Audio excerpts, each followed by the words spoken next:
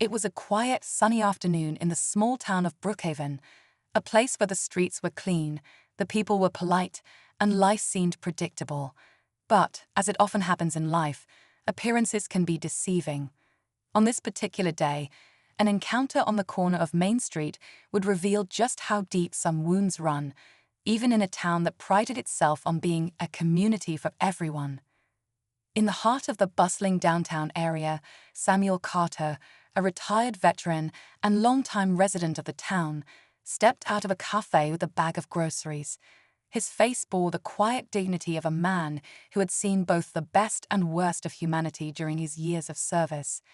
At 65, his salt and pepper hair and strong posture spoke of a life well lived, though not without its share of struggles. Samuel was the kind of man who didn't demand attention, but earned respect wherever he went, at least from those who cared to know him. Just a few steps away, Officer Jake Reynolds was on patrol. Young, eager, and perhaps a bit too self-assured, Jake was a rookie cop with something to prove. He saw the world in black and white, right and wrong, good and bad. There wasn't much room in his mind for the complexities of human nature. To him, every situation was a test of his authority, and he was determined to pass with flying colors. Their paths were about to collide in a way that neither of them could have predicted. As Samuel adjusted the bag in his hands and began to cross the street, Jake noticed him. For reasons that only Jake could explain, something about Samuel caught his eye. Maybe it was the way he hesitated before stepping off the curb, or maybe it was just the color of his skin, a subconscious bias Jake would never admit to himself, let alone anyone else. Whatever it was, Jake felt compelled to act. He called out, "Hey, you. Stop right there." His voice was sharp, authoritative. Samuel, caught off guard, turned to see the young officer walking briskly toward him. Confused but compliant, Samuel stood still, his groceries clutched tightly in his hands. "What seems to be the problem, officer?" Samuel asked, his tone calm but firm. Jake's eyes narrowed as he looked Samuel up and down. "I need to see some ID," he said, his hand resting on the holster of his gun, a gesture more for show than necessity. Samuel frowned. "I'm just coming back from the store. Is there a reason you're stopping me?" Jake didn't answer the question. Instead, he repeated his demand for ID, his voice growing more impatient. The interaction was drawing the attention of passersby, who slowed their steps and exchanged curious glances. As the tension escalated, a young man in a sharp suit emerged from a nearby building. His stride was confident, his expression one of concern as he noticed the scene unfolding. This was Marcus Carter, Samuel's son, a rising star in the legal world and a name that many in Brookhaven recognized. But at this moment, Marcus was just a son witnessing something that didn't sit right with him. "Is there a problem here?" Marcus asked, stepping closer. His voice was steady, but there was an edge to it that demanded attention. Jake glanced at Marcus, sizing him up. "Stay back," he warned. "This doesn't concern you." Marcus's jaw tightened, but he stayed calm. "Actually, it does. That's my father you were talking to." For a split second, Jake faltered. He hadn't made the connection. How could he? To him, Samuel was just another face in the crowd, one he'd made assumptions about without knowing a single thing. What happened next would leave an indelible mark on everyone who witnessed it. The situation spiraled out of control, misunderstandings piled on top of each other, and a single moment of recklessness changed everything. Samuel ended up in the hospital, his injuries a physical reminder of a deeper, more systemic issue. Jake, on the other hand, was left to grapple with the consequences of his actions, unaware that the man he'd hurt was not just a veteran, but also the father of someone whose influence could upend his entire career. As the story spread through Brookhaven, people began to take sides. Some defended Jake, claiming he was just doing his job. Others stood with Samuel and Marcus, pointing to the incident as yet another example of the prejudice that still lurked beneath the surface of their seemingly peaceful town. And as for Jake, he would soon discover a truth that would shake him to his core, a truth about Samuel, Marcus, and the connections that bind us all in ways we often fail to see. What happened that day wasn't just an accident or a misunderstanding. It was a moment of reckoning, one that forced everyone involved to confront the biases and assumptions they carried with them. And as the dust settled, the question remained: would this be a turning point for change, or just another chapter in a long, painful history? But there was something the officers didn't know, something that would change everything. As they hauled Michael toward the cruiser, the air in the neighborhood felt heavy with unspoken tension. Rachel, though shaken, stood tall, her mind racing. There was a truth she hadn't revealed yet, a connection that tied Michael to someone these officers would never expect. The story was far from over. What happened next would leave everyone, Michael's family, his neighbors, and even the officers, stunned. The truth, when it finally came to light, would expose not only the biases that fueled this unjust arrest, but also the deep human connections that transcend appearances. For now, though, the question hung in the air: who was Michael Carter, and why would his true identity turn this entire situation on its head? The tension hung thick in the air as the police cruiser sped away. Michael shoved into the back seat with the door slammed shut behind him. Rachel stood frozen on the porch, her arms wrapped tightly around her children, who were sobbing uncontrollably. The chaos had unfolded so quickly that she barely had time to process what was happening, let alone think of what to do next. Her husband, the man she trusted more than anyone, was gone, taken away in handcuffs by officers who didn't even seem interested in listening to reason. Rachel's mind was racing as she held her trembling children. What had just happened? How could this have escalated so quickly? She had seen the way the officers looked at Michael, as if he wasn't a man standing on his own property but a threat, a problem to be dealt with. Their demeanor hadn't changed, not even as she'd pleaded with them, not even as her children screamed. She felt helpless in that moment, but beneath the fear was a burning determination. She knew she couldn't let this stand. Michael, on the other hand, sat silently in the back seat of the police cruiser. His wrists ached from the tightness of the handcuffs, but the physical pain was nothing compared to the emotional toll of the situation. He thought about his children, the look on their faces as they watched their father being taken away like a criminal. He thought about Rachel, her voice shaking as she begged the officers to stop. He had fought battles overseas, faced life-and-death situations, but nothing had ever felt quite like this, like being stripped of his humanity in front of the people he loved most. The officers in the front seat exchanged brief glances, speaking in low tones as they drove. Michael caught fragments of their conversation, mentions of a suspect and probable cause, but none of it made sense to him. He wasn't the person they were looking for. He had been home, on his own front lawn, minding his business. He wanted to speak, to defend himself, but he knew it wouldn't matter. He had seen it before, too many times, how assumptions could cloud judgment, how bias could turn innocent people into targets. Back at the house, Rachel began to collect herself. She knew she couldn't just stand there, paralyzed by shock. Her children needed her to be strong. Wiping her tears, she guided them inside, assuring them that everything would be okay, even though she wasn't entirely sure herself. As they settled on the couch, she picked up her phone and started making calls. First to the local precinct to find out where Michael was being taken, then to a family friend who worked as an attorney. She didn't have all the answers, but she knew she had to act quickly. Rachel's friend, Angela, listened intently as she explained what had happened. Angela was a no-nonsense attorney who had dealt with cases like this before, and her voice was steady and reassuring. "I'll handle it," she told Rachel, "but I need you to stay calm and focused. Document everything, every detail you can remember. And don't let anyone intimidate you. We're going to get Michael out of this."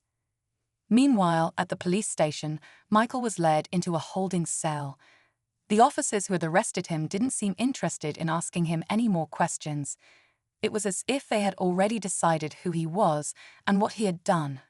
Michael sat on the cold bench, his mind replaying the events of the afternoon.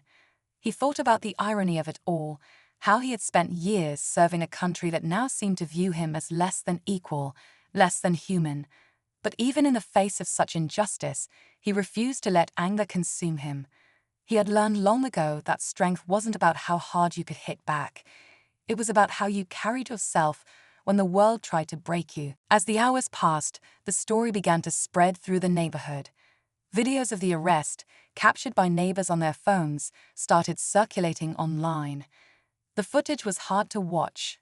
Michael being wrestled to the ground, his children crying in the background, Rachel's voice cracking as she begged the officers to stop. People shared the clips with captions like, "Injustice in broad daylight," and "When will it end?" The community was outraged, and the incident quickly gained attention beyond their quiet suburban street. One of the people who saw the video was James, a retired officer who had worked with the local police department for decades. James was known for his fairness and his deep sense of justice. When he saw the footage, he felt a knot in his stomach. He didn't recognize Michael, but he recognized the look in his eyes, the look of someone who had been wronged, who had been treated unfairly. James decided to dig deeper, to find out what had really happened. He reached out to contacts at the precinct, asking questions that others hadn't bothered to ask. Back at the station, the officers who had arrested Michael were starting to realize they might have made a mistake. They had run his name through the system and found nothing that matched the description of the suspect they were looking for. One of them, Officer Daniels, seemed uneasy. "You sure we got the right guy?" he asked his partner, Officer Reed. Reed shrugged, his tone dismissive. "He matched the description. We did our job." But Daniels wasn't convinced. He remembered the look on Rachel's face, the desperation in her voice as she tried to explain that they were making a mistake. He thought about Michael's calm demeanor, how he hadn't resisted or raised his voice, even as they handcuffed him in front of his family. Something about the whole situation didn't sit right with him. Meanwhile, Rachel was on her way to the station with Angela. Her hands gripped the steering wheel tightly as she drove, her mind racing with thoughts of what she would say and how she would fight to get Michael released. Angela, sitting in the passenger seat, was already preparing her arguments. "This isn't just about getting Michael out," she told Rachel. "This is about holding them accountable. They can't keep doing this." As they pulled into the station parking lot, Rachel took a deep breath, steeling herself for what was to come. She didn't know how the officers would react or if they would even listen, but she was determined to stand her ground. Michael's children were counting on her, and she wasn't about to let them down. Inside the station, Michael was finally given a chance to speak with someone, a surgeon who had reviewed the initial report. The surgeon seemed more level-headed than the officers who had arrested him, but even so, he approached the conversation with caution. "You say this is all a misunderstanding?" he asked, his tone skeptical, but not entirely dismissive. Michael nodded, explaining again that he had been at home with his family and had nothing to do with the incident they were investigating. As Michael spoke, the surgeon began to see the cracks in the case. The description of the suspect didn't match Michael's appearance as closely as the arresting officers had claimed. There was no evidence tying him to the alleged crime. And then there was the video, which had already made its way to the surgeon's desk. Watching it, he couldn't ignore the glaring issues, the unnecessary force, the complete disregard for Michael's rights. But even as the surgeon began to piece things together, a larger question loomed. Why had this happened in the first place? What had led two officers to target a man on his own property, in front of his family, without so much as a shred of concrete evidence? And what would it take to make things right, not just for Michael, but for everyone who had ever been in his position?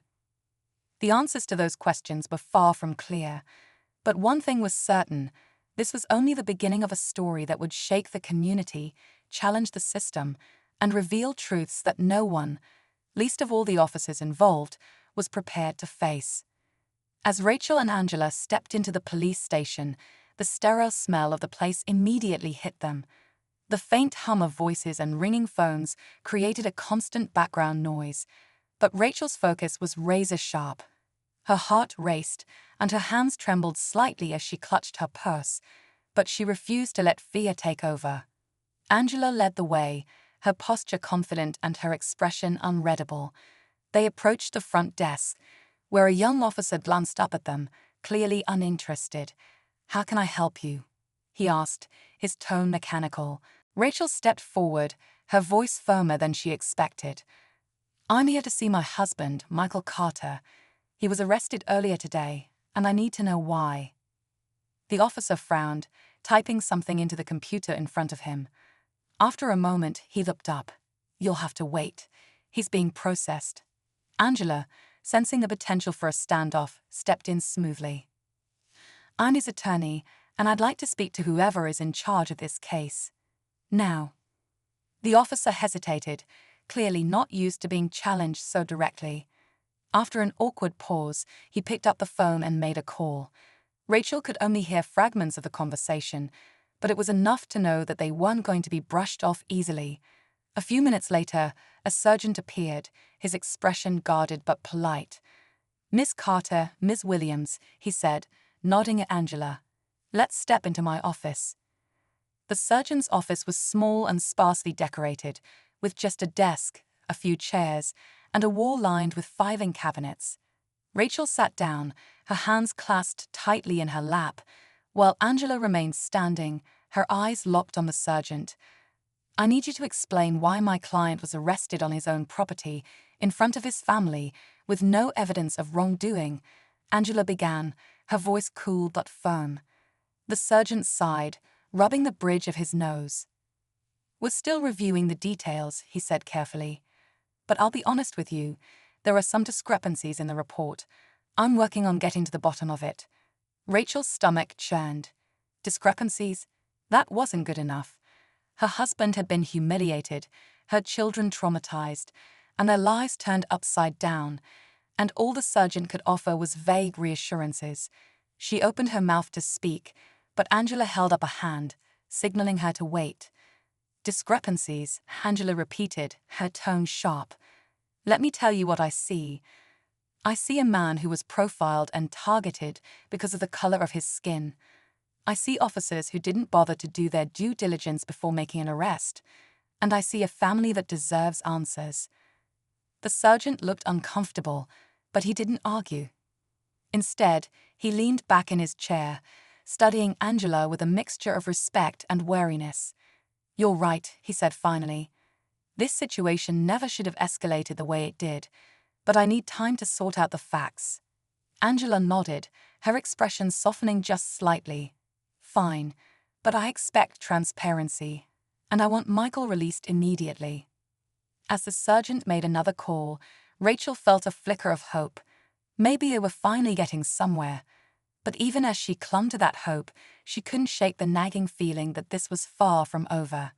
The damage had already been done, and no amount of apologies or explanations could erase the pain her family had endured. Meanwhile, in another part of the station, Michael sat alone in a small interrogation room. The fluorescent lights above him buzzed faintly, casting a harsh glare on the metal table in front of him. He stared at his reflection in the one-way mirror, wondering who was on the other side. He felt like a suspect in a crime he didn't commit, a stranger in a system that seemed determined to strip him of his identity. The door opened suddenly, and Officer Daniels stepped in. Michael recognized him as one of the officers who had arrested him, but there was something different about him now. He looked hesitant, almost apologetic. "Mr. Carter," Daniels began, his voice softer than Michael expected. "I just want to say, I think we made a mistake." Michael didn't respond immediately. He wasn't sure what to make of Daniel's sudden change of heart. Was it genuine, or was it just an attempt to cover up the department's missteps? "A mistake," Michael repeated finally, his voice flat. "That's what you're calling this?"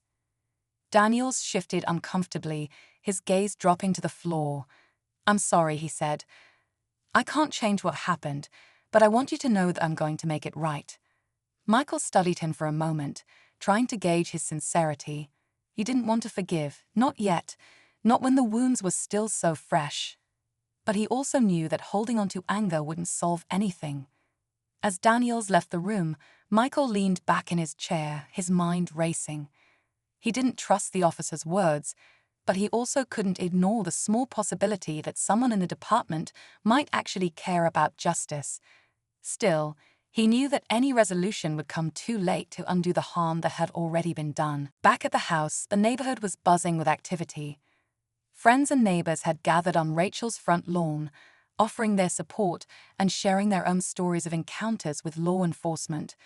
Some had been stopped for no reason, others had faced harsher consequences. The stories were different, but the underlying theme was the same. A system that too often treated people of color as guilty until proven innocent. Rachel stood on the porch, watching the crowd with a mixture of gratitude and exhaustion. She appreciated their support, but she couldn't help feeling overwhelmed. The media had started to take notice, and she knew it was only a matter of time before reporters showed up at her door. She wasn't ready for that. Not yet. All she wanted was to have her husband back, safe and sound. As night fell, the tension in the air grew heavier. Michael was still in custody, and Rachel couldn't shake the feeling that the situation was spiraling out of control. She checked her phone repeatedly, hoping for an update from Angela, but the screen remained stubbornly blank. The hours dragged on, each one feeling longer than the last. And then, just as Rachel was starting to lose hope, her phone buzzed. It was Angela. "They're letting him go," she said, her voice triumphant. "We'll be home soon." Rachel felt a wave of relief wash over her, but it was tempered by a lingering sense of unease. She knew this wasn't the end of the story. The scars left by the day's events would take time to heal, and there were still questions that needed answers. But for now, all that mattered was having Michael back where he belonged with his family. As Rachel hung up the phone, relief flooded her, but it was fleeting. The reality of what Michael had endured and what their family had been subjected to lingered in her mind.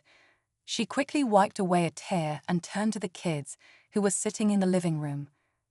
Their little faces were still etched with confusion and fear. They had seen their father handcuffed and thrown to the ground, something no child should ever have to witness. Rachel knelt down beside them, her voice calm and steady, despite the turmoil within her. "Daddy's coming home," she said softly, trying to infuse her words with as much reassurance as she could muster.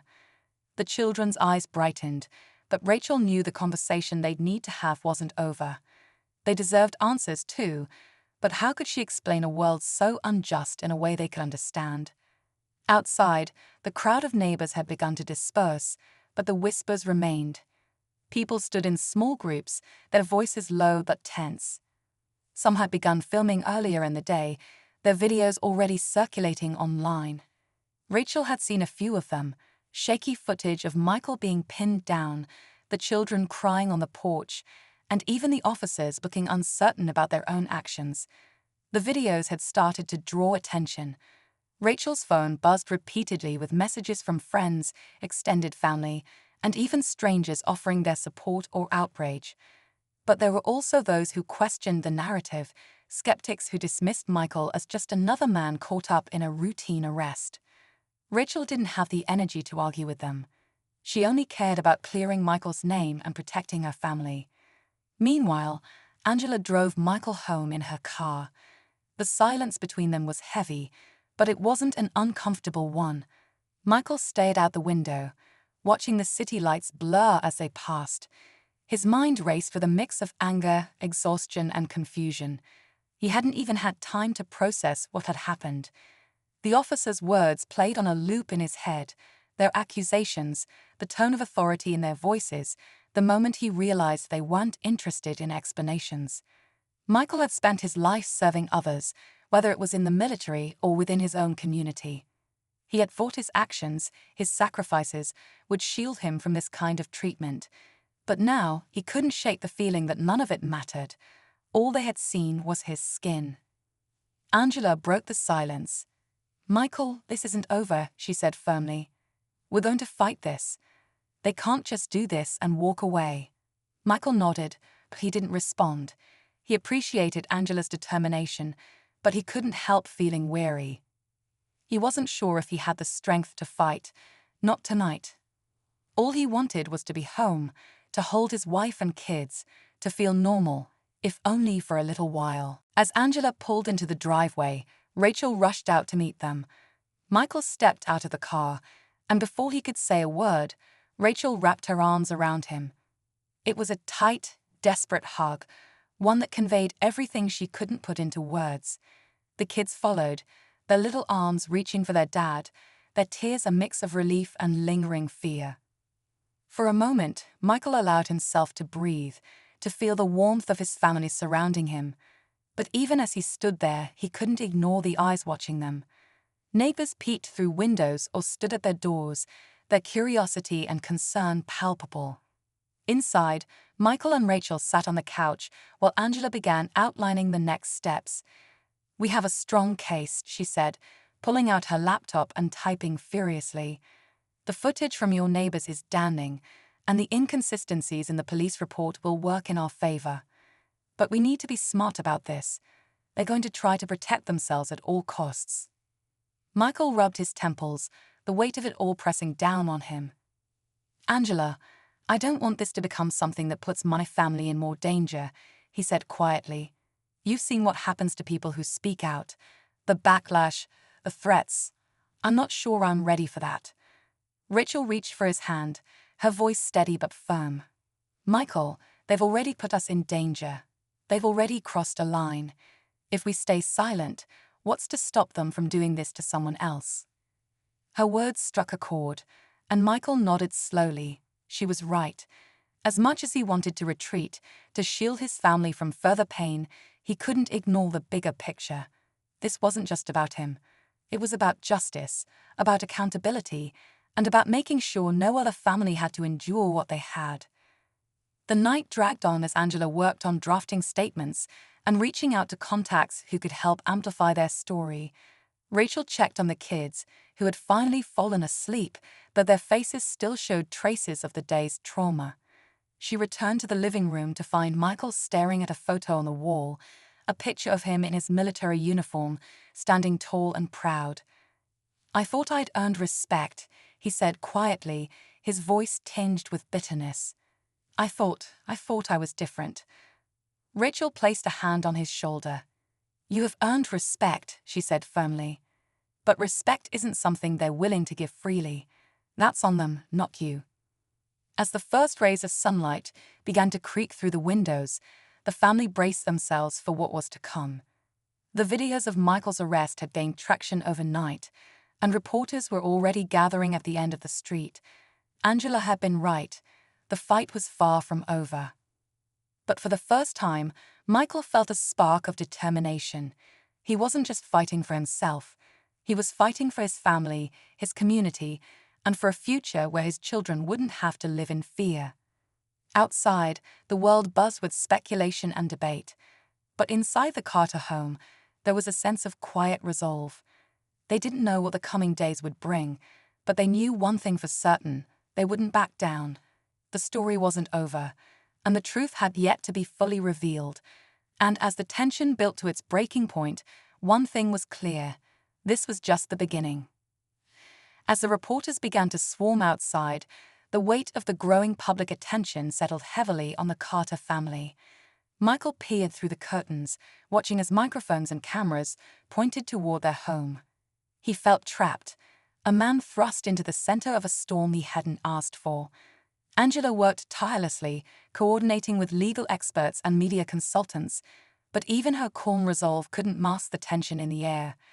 Rachel tried to shield the children from the chaos, but their questions were getting harder to answer. Why were all these people here? Why had the police hurt their dad?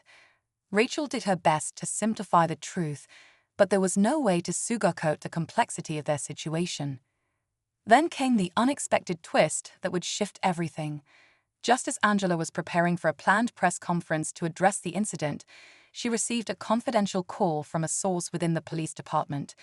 The voice on the other end was hesitant, almost whispering, as if the person feared they were being overheard. "I can't talk long," the caller said, "but there's more to this than you realize. The officers who arrested Michael, they're trying to cover something up." Angela's heart raced as she pressed for more details, but the line went dead before she could get any clarity. She sat in stunned silence for a moment, piecing together the implications. The idea that this wasn't just a case of racial profiling, but potentially something deeper shook her. If there was a cover-up, what were they hiding? And why had Michael been targeted?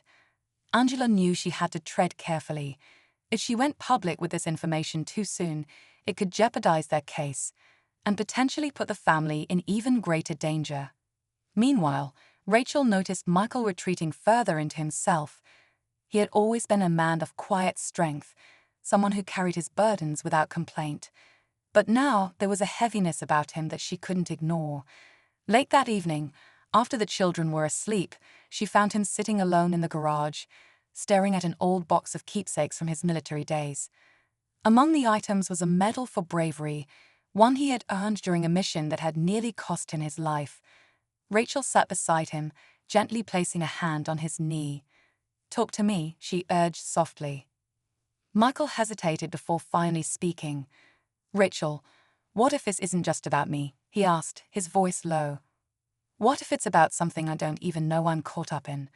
The way those officers acted, it wasn't just about me being black. It felt personal, like they knew something I didn't."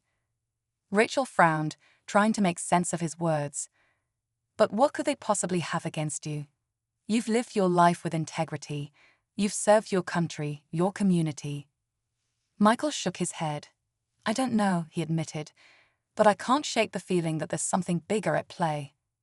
As the days unfolded, Angela's hunch about a cover-up began to gain traction. A deeper dive into the officer's records revealed a pattern of misconduct, but nothing that pointed directly to Michael. However, when Angela received an anonymous email containing a series of documents, everything changed. The files hinted at a corruption scheme involving several high-ranking officials in the department.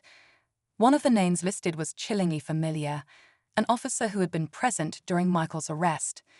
The documents suggested that Michael might have inadvertently become a threat to their operation, though the specifics were murky.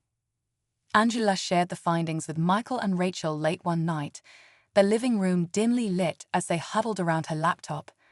Michael's brow furrowed as he scrolled through the documents, the pieces of the puzzle beginning to come together. "This can't be a coincidence," he said. "But why would they see me as a threat? I've never had any dealings with these people." Angela's face was tense. "It could be something you don't even realize you know. Or someone close to you, someone who's connected to this in a way you're not aware of." Rachel's expression darkened as a thought occurred to her. "Michael, do you think this could have anything to do with your father?"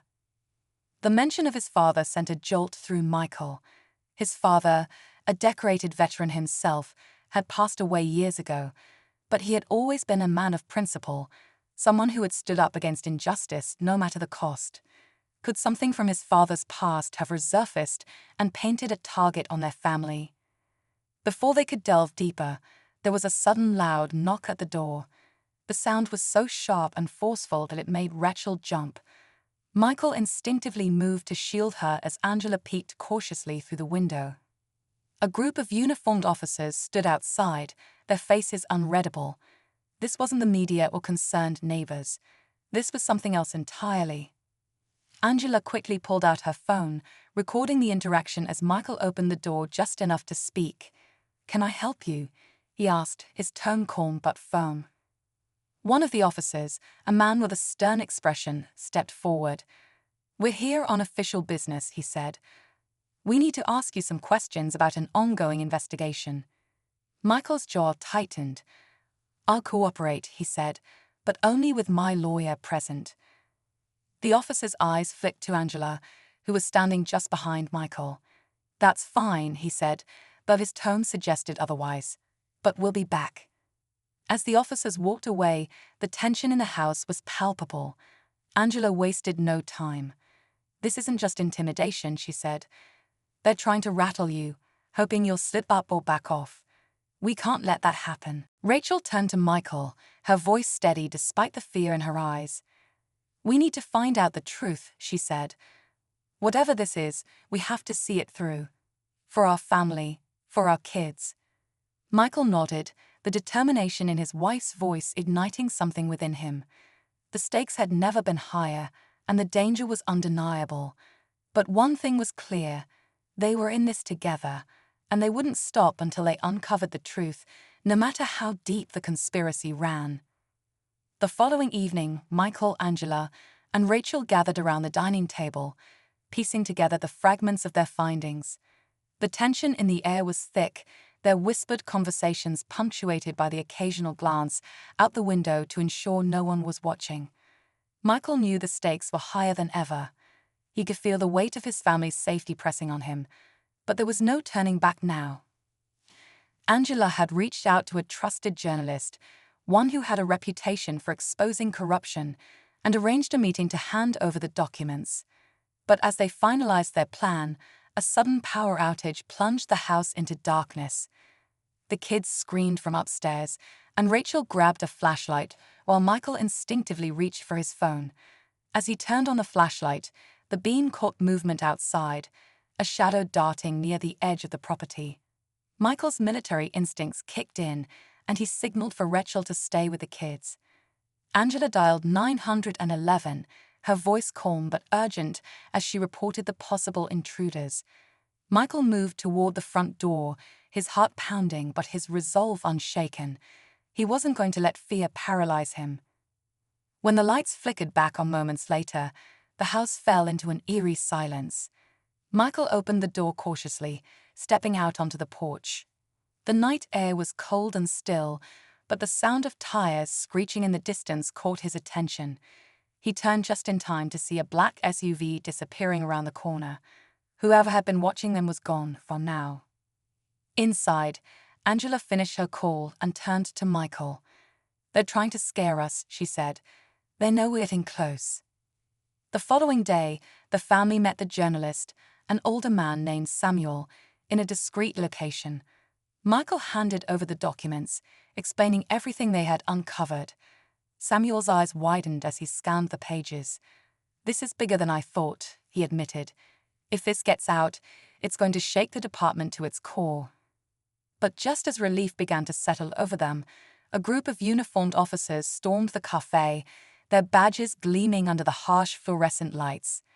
Michael stood up instinctively, shielding Angela and Rachel as the lead officer barked orders for everyone to remain seated.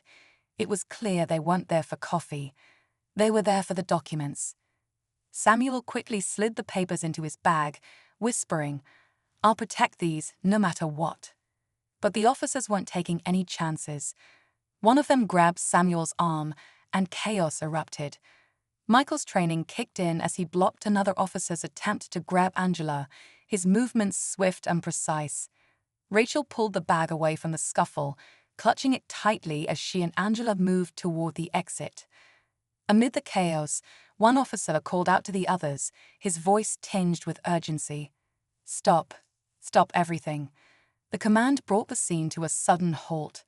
The officer, a younger man who had been standing near the door, stepped forward. His eyes were locked on Michael, a look of realization dawning on his face. "Wait," he said, his voice softer now. "This man, he's my father's friend." The room fell silent as everyone turned to the young officer, who looked visibly shaken. Michael stared at him, confused. "What are you talking about?" he asked. "My father," the officer said, his voice trembling. "He served with you in the military. He always told me about you, the man who saved his life. You're Michael Carter." Michael's expression shifted from confusion to disbelief. The officer's words hit him like a wave. Memories of his time in the service flooded back, and with them, the face of a young man who had once stood by his side in the heat of battle. That man had spoken often of his son, the one he hoped would grow up to be better than the world they lived in. As the truth dawned on everyone in the room, the lead officer's composure faltered. The revelation had shaken his authority, and the younger officer's words had cast doubt on the entire operation.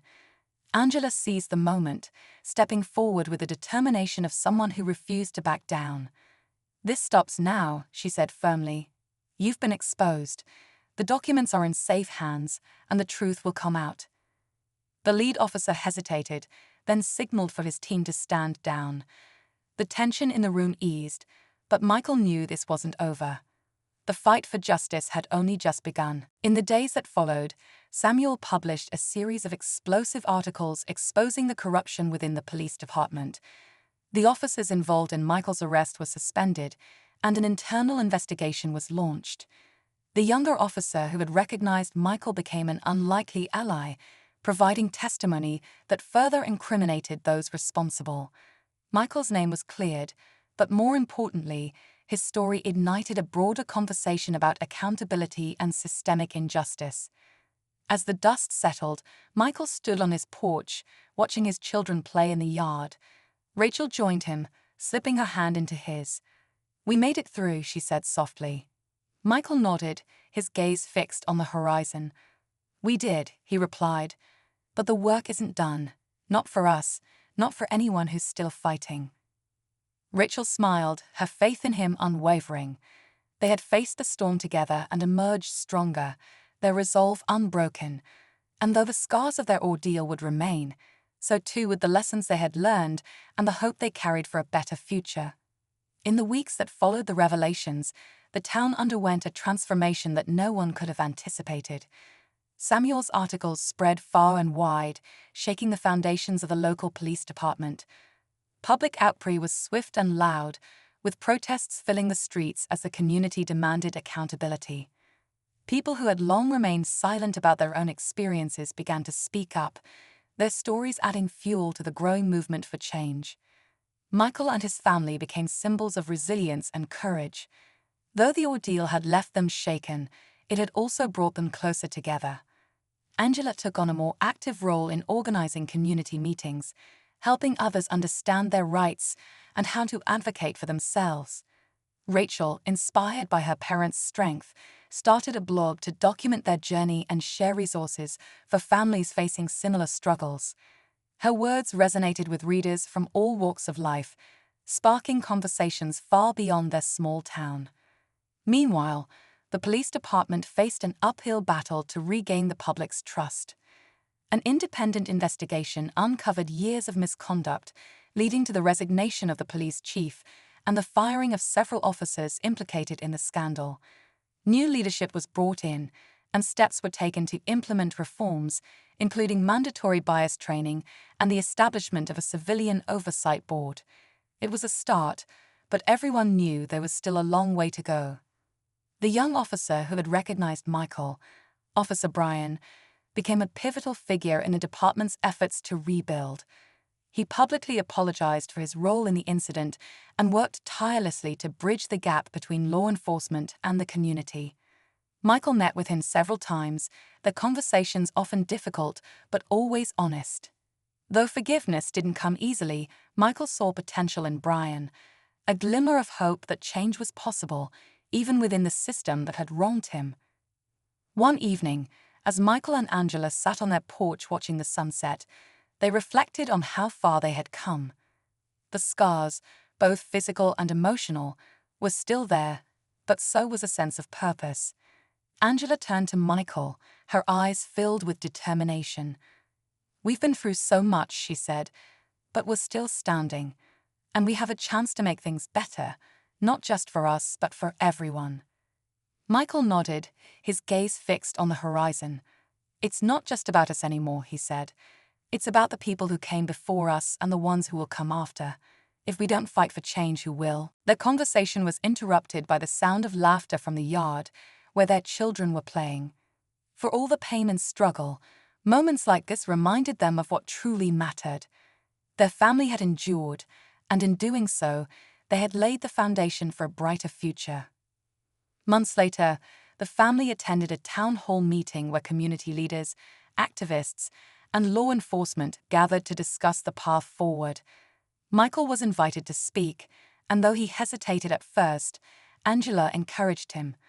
As he stood before the crowd, he felt the weight of his experiences, but also the strength of the people standing with him. "When I look at this room, I see hope," Michael began. "But hope isn't enough. We need action, we need accountability, and we need each other. What happened to me and my family shouldn't happen to anyone. It's up to all of us to make sure it doesn't." The applause that followed was thunderous, but Michael knew the real work was just beginning. Change wouldn't come overnight, and setbacks were inevitable. But for the first time in a long time, he felt optimistic about what lay ahead. As the meeting ended and people began to leave, Michael spotted Officer Brian in the crowd. The young man approached hesitantly, his expression a mix of regret and resolve. "Mr. Carter," he said, extending his hand, "I just want you to know, I'm committed to being part of the solution." Michael shook his hand, the gesture simple yet profound. "It's a start," he said. "Let's see where it goes." In the car ride home, Angela looked over at Michael and smiled. "You did good tonight," she said. "You're making a difference." Michael glanced at her, then at their kids in the back seat, their laughter filling the air. "We all are," he said, "and we're just getting started." The family continued to heal, their lives slowly returning to a new sense of normalcy. Michael resumed his work with veterans, finding solace in helping others navigate their own struggles. Angela expanded her advocacy efforts, partnering with local organizations to provide resources for families in need. Rachel's blog grew into a platform that reached thousands, amplifying voices that might otherwise go unheard. Through it all, the memory of that fateful day remained a powerful reminder of both the challenges they had faced and the strength they had found within themselves. It was a chapter in their lives they would never forget, but it was also a turning point, a moment that had set them on a path towards something greater. As the seasons changed and the town began to heal, Michael often found himself on the porch, watching the world go by.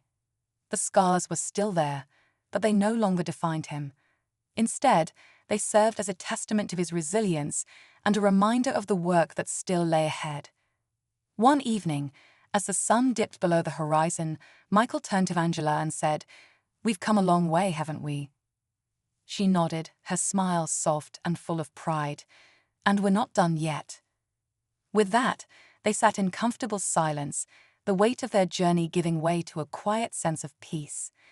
They had faced the storm together and emerged stronger, their bond unbreakable and their purpose clear.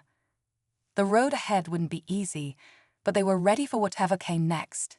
Together, they would continue to fight for justice, for their family, and for the future they believed in, a future where stories like theirs would one day be a thing of the past.